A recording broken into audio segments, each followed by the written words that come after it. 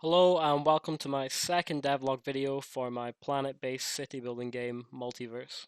So I've made some pretty good progress from last week. I've managed to fully implement the A-star algorithm for pathfinding for the aliens to get around the map.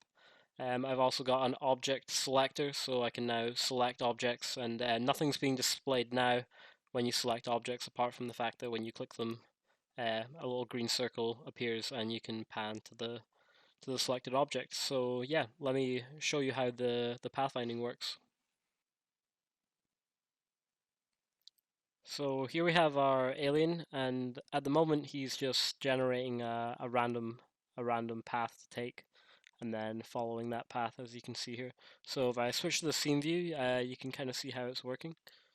So if we go ahead and find our alien, we can see he started up here, and it's calculated the path in order to get to the location. And it's using A-star algorithm in order to calculate the shortest path. So yeah, the way A-star algorithm works is I've generated a path node for every single one of these triangles. So these represent the positions that the alien will be able to move to. So for instance, if our alien was here, then his neighboring triangles, he can go to here, he can go here, here, here, here, here. So just the surrounding triangles he can move to from that triangle.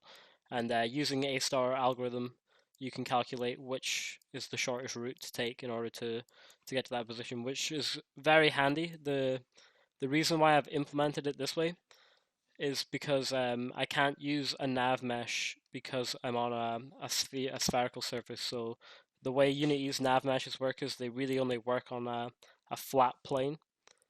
And so my only options were to either implement my own pathfinding, which yeah, I've decided to do, or the other option was to use raycasting. So you can see right now he's got this raycast in front of him here. So that's basically to detect if he runs into a tree, then he's going to move to the right a bit and try and pathfind around the tree.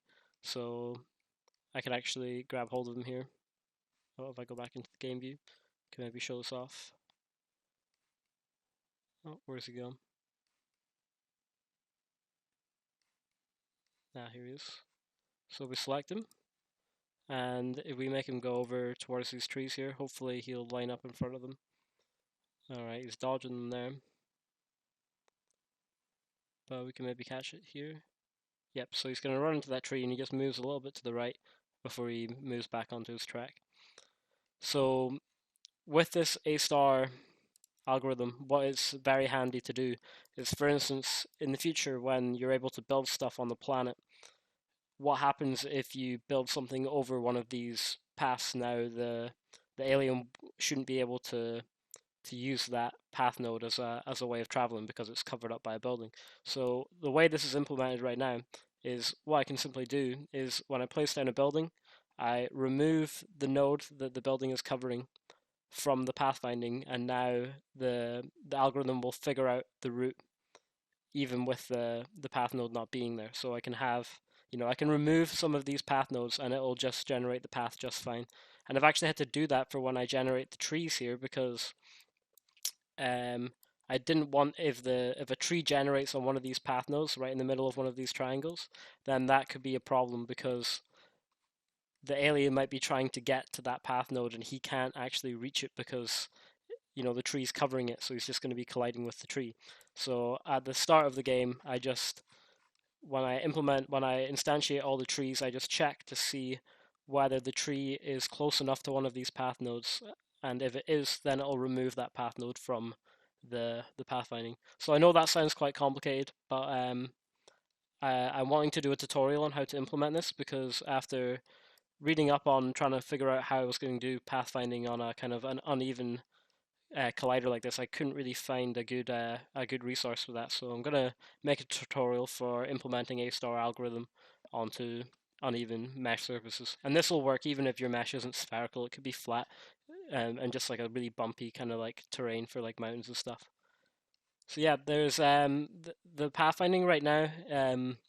If I was to, you can maybe even see like sometimes when he reaches his path, there's like a big lag spike. So the reason for that is right now the pathfinding is running on the same thread as the main thread. So basically that means when he's trying to generate this path, this can be quite expensive on the processors. So it's basically stalling the game whilst it's trying to figure out the path. So if I have the pathfinding running on a separate thread, then that'll allow the game to continue running whilst this kind of calculates the pathfinding in the background. So that's what I hope to implement next, which is going to be quite a task. But yeah, hopefully we can do that. Another thing I've managed to implement was the ability to select objects. So you see if I select this object here, the camera kind of pans around into its position and it draws this green circle around the object. And only one object can be selected at one time, so our alien's passing by here, let's see if we can grab him. You can see now the other object's not selected and it's following him.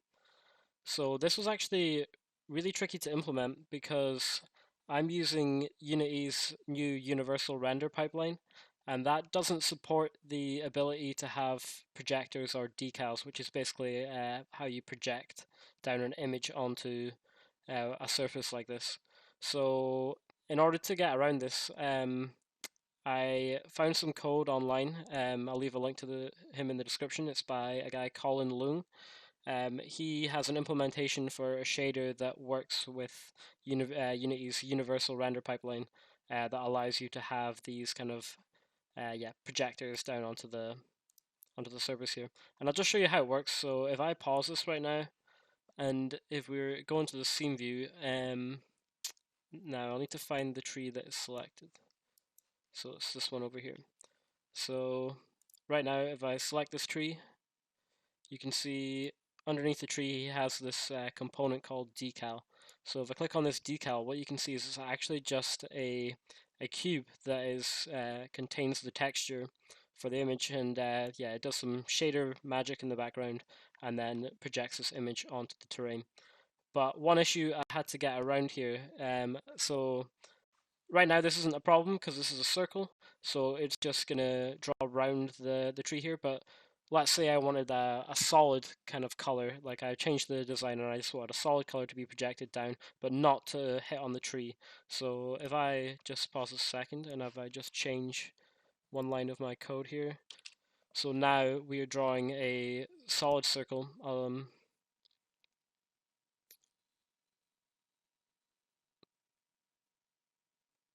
So let's hit play, and yep, if we select one now, oh, my code must have forgot to save here.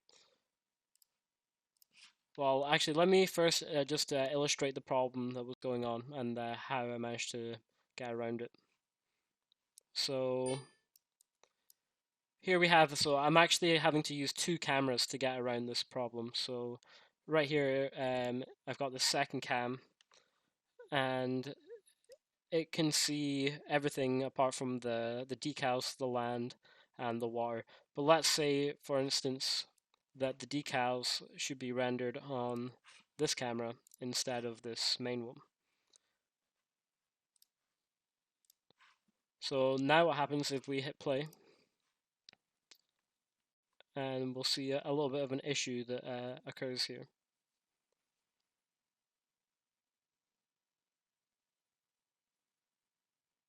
So now if we select an object, we can see that the image has been drawn over the top of the tree now, and we can't see the tree. So yeah, in order to get around that, I just had to have a second camera that is only able to see the land and the water and the decals. So it basically cannot see the tree layers. So that's how yeah, it gets rendered below. So if I go and change, where are we here? So this one sees the decals and this one cannot see them. And now if we hit play again, we should be able to see that green circle be drawn underneath the tree without actually being drawn over it. So there we have it, the full circle gets drawn around the tree. So yeah, I'm using this kind of currently selected object so that when you select one of these objects, I want it to have a little UI that pops up and kind of shows you information about this object. So a tree, it might show you its age, it might show you what materials it can harvest, and yeah, for the aliens, it'll pop up with a different UI that you'll be able to maybe click to pathfind, or you can go, yeah, make them harvest materials. And yeah, just depending on what item you have selected will be a different UI that pops up. But that's something that is yet to be implemented yet. That's everything I've managed to implement for this week. I'm pretty happy with the progress I've made. A lot of the jobs I've got to do right now are just kind of the big grindy tasks that take a long time to figure out. But once they're in place, then they should be solid and hopefully won't need too much tweaking in the future.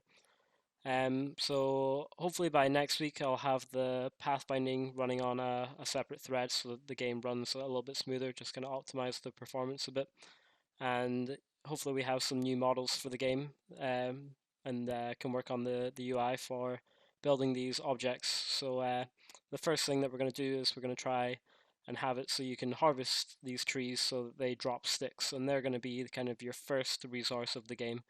And from there on out, I'm still to work out the kind of crafting materials and stuff, the of how you're gonna make these objects. But yeah, thanks again for watching, and I will catch you there.